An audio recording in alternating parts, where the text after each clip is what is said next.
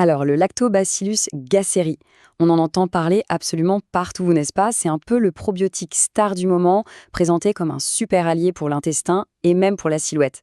Mais voilà, derrière cette popularité grandissante, est-ce qu'il n'y aurait pas quelque chose à craindre, un risque caché? C'est exactement la question qu'on va creuser ensemble. C'est vrai, on lui prête plein de bienfaits. Mais en même temps, des questions commencent à se poser, des doutes apparaissent. Alors au-delà du marketing et des belles promesses, qu'est-ce que la science en dit vraiment? Allez, on va plonger dans les faits, histoire de démêler le vrai du faux. Pour y voir clair, on va suivre un plan tout simple. D'abord, on va définir ce qu'est exactement le L-Gasseri.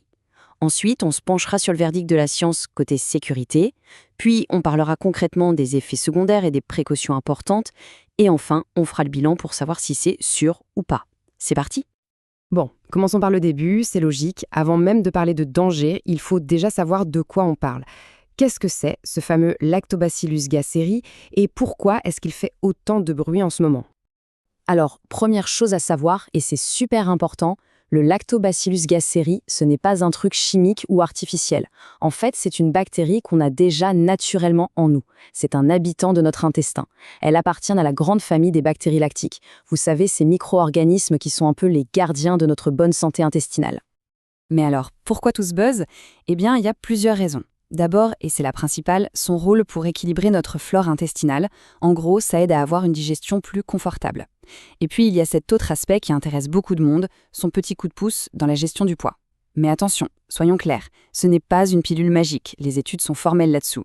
C'est une aide, un soutien, qui ne fonctionne que si on a un mode de vie sain à côté. C'est vraiment un point essentiel à retenir. Ok, maintenant qu'on sait qui est ce LG-Gasseri, on peut attaquer le cœur du sujet. Est-ce que c'est sûr? Et pour ça, on va laisser tomber les rumeurs pour se concentrer uniquement sur ce que dit la science. Voilà, la question est simple et directe. Et la réponse, on ne va pas la chercher dans des avis sur Internet, mais bien dans les études, les vraies données scientifiques qui ont été collectées depuis des années. Et là, quand on regarde les données, c'est assez frappant. On voit que toutes les sources sérieuses vont dans le même sens. Prenez par exemple l'étude de Kaduka. Pendant 12 semaines, ils n'ont observé aucune toxicité et une très bonne tolérance. Ensuite, des revues scientifiques majeures lui ont donné le statut GRS, ce qui veut dire généralement reconnu comme sûr.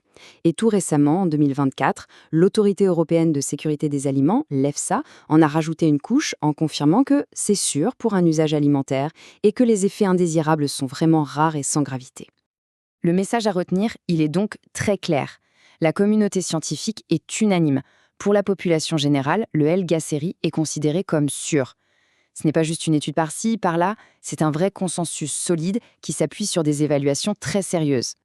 Bon, maintenant qu'on a posé cette base de sécurité, il faut quand même regarder les choses en détail. Parce que sûr ne veut pas dire zéro effet pour tout le monde. Alors, quels sont ces fameux effets secondaires dont on parle parfois? Et surtout, qui doit faire un peu plus attention? Et c'est là qu'il faut vraiment remettre les choses à leur place. Le mot danger est souvent exagéré. En réalité, quand il y a des petits désagréments, ce sont presque toujours des réactions digestives légères. C'est juste le signe que l'intestin est en train de s'habituer, de s'adapter. Alors concrètement, ça veut dire quoi? Eh bien, ça peut être des ballonnements, une sensation d'avoir le ventre un peu gonflé, un peu plus de gaz, bref, un petit inconfort au niveau des intestins, surtout au début. Rien de plus. C'est juste le temps que le microbiote se réorganise. Et la bonne nouvelle, c'est que ça ne dure pas. Normalement, en quelques jours, tout rentre dans l'ordre. Et là, on voit bien la distinction clé. D'un côté, on a la grande majorité des gens en bonne santé, pour qui tout se passe très bien, c'est très bien toléré. Et de l'autre, il y a des situations où il faut être prudent et demander l'avis d'un professionnel. C'est le cas pour les personnes immunodéprimées, celles qui ont des maladies intestinales graves, mais aussi pendant la grossesse et l'allaitement, ou si on envisage d'en donner à des enfants. Dans ces cas-là, pas d'automédication, on consulte. Ok, on a parlé des petits désagréments, mais il y a une autre question bien plus sérieuse qui revient parfois.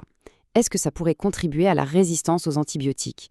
C'est une crainte super importante et il faut absolument y répondre clairement.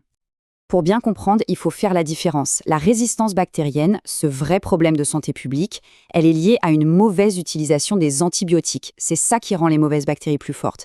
Ça n'a en fait rien à voir avec le fait de consommer des souches de probiotiques qui, elles, sont contrôlées et validées. Et voilà, la réponse est là. On peut carrément parler de mythe. Pourquoi? Parce que les souches de L-Gasseri qu'on trouve dans le commerce sont testées de manière hyper rigoureuse. Les fabricants sérieux vérifient spécifiquement qu'elles ne contiennent pas de gènes de résistance qui pourraient se transmettre. C'est un contrôle qualité qui est là pour écarter ce risque. C'est net et sans bavure. Bon, il est temps de faire le bilan. Après avoir regardé les faits, les petites nuances, et même démonté un mythe, qu'est-ce qu'on retient de tout ça au final? Essayons d'avoir une conclusion juste et équilibrée. Pour que tout se passe au mieux, il y a quelques règles de bon sens à suivre. C'est simple. D'abord, on respecte la dose indiquée sur la boîte. On ne fait pas son propre dosage. Ensuite, une bonne astuce, c'est de commencer doucement. Peut-être avec une demi-dose les premiers jours, juste pour laisser le temps encore de s'habituer. Et enfin, la règle d'or. Si on a une maladie ou le moindre doute, on ne prend pas de risque et on en parle à son médecin ou à son pharmacien. C'est la base. En résumé, le verdict final est donc clair comme de l'eau de roche. Le L-Gacéry a un profil de sécurité vraiment rassurant. C'est un probiotique qui a été bien étudié. Pour la très grande majorité des gens, on peut dire qu'il n'est pas considéré comme dangereux. Au final, la vraie question, ce n'est donc pas est-ce que c'est dangereux, mais plutôt comment bien s'en servir. Est-ce que c'est juste un outil de plus dans une routine bien-être ou est-ce que ça demande une vraie réflexion avant de se lancer? La réponse finalement, c'est un peu des deux. C'est un allié qui est globalement sûr, oui, mais à la condition de l'utiliser de façon informée et responsable.